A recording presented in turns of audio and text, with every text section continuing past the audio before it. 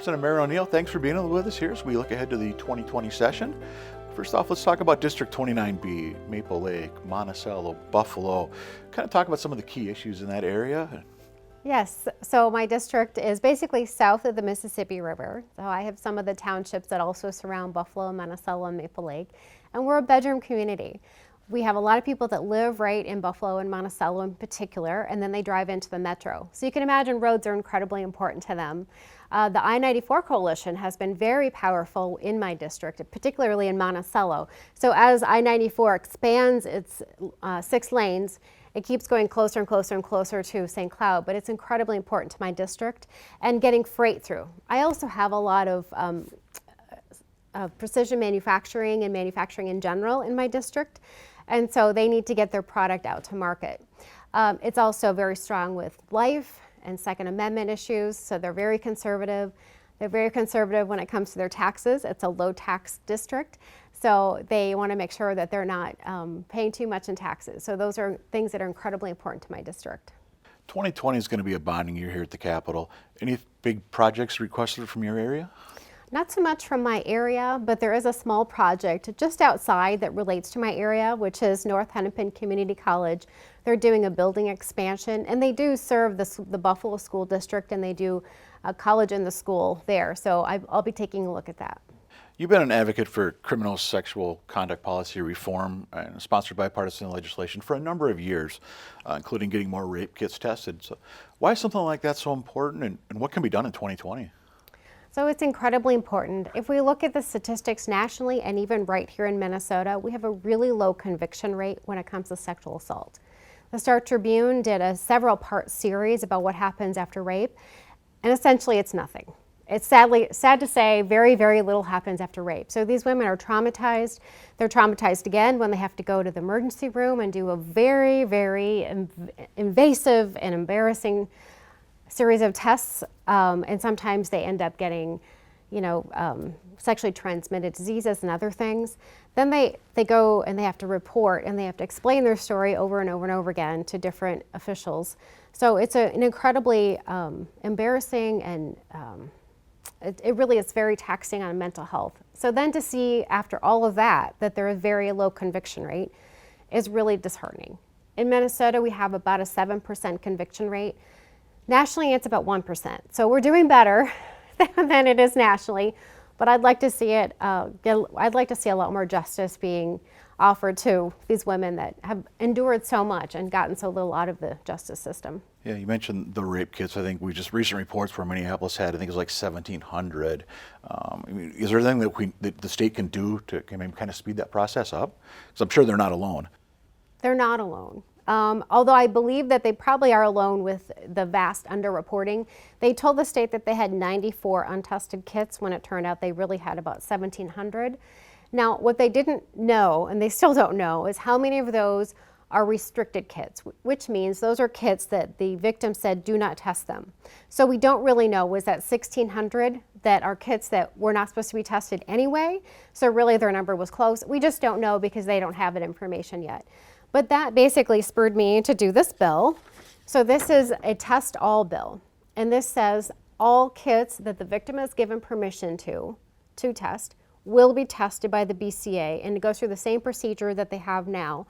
It also will have a centralized storage for restricted kits at the BCA. So if someone says, I don't want my kit tested just yet, it'll go to the BCA for safekeeping. We'll know where it is. This will say that they have 36 months to decide. So that's 2 anniversaries plus 6 months to decide how long do they want, do they want to convert that to a kit that can be tested.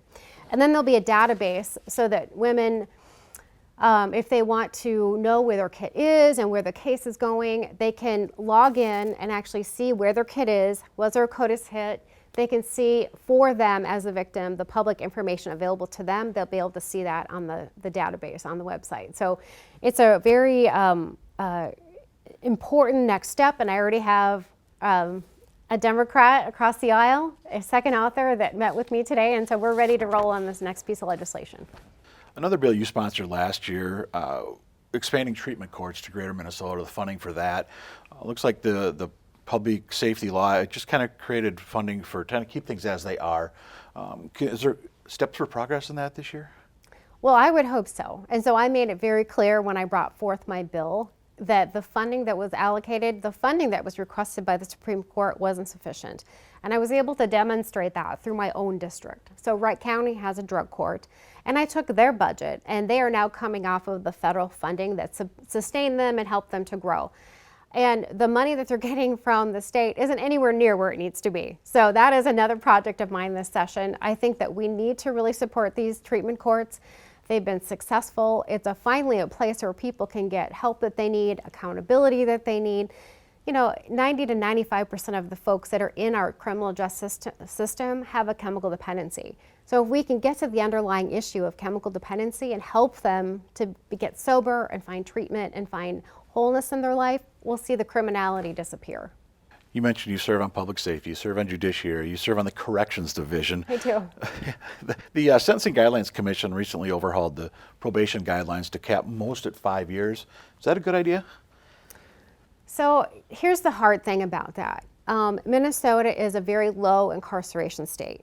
We have less than 10,000 on any given day that are incarcerated in our DOC and our Department of Corrections, which means that the vast majority are on probation or parole. So maybe 120, 130,000 people are on probation or parole.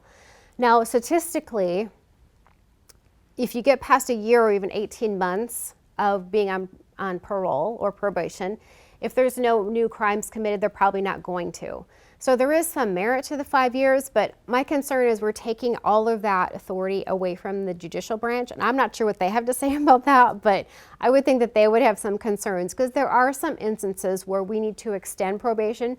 If someone just isn't doing well, they keep failing in their sobriety, they keep committing new crimes, well then we need to think about that differently. But for some, it's just a noose around their neck. So I'd like to see the judicial branch have a bit more authority to extend it past the 5 years if they need to, and more than just what was allowed by the Sentencing Guideline Commission.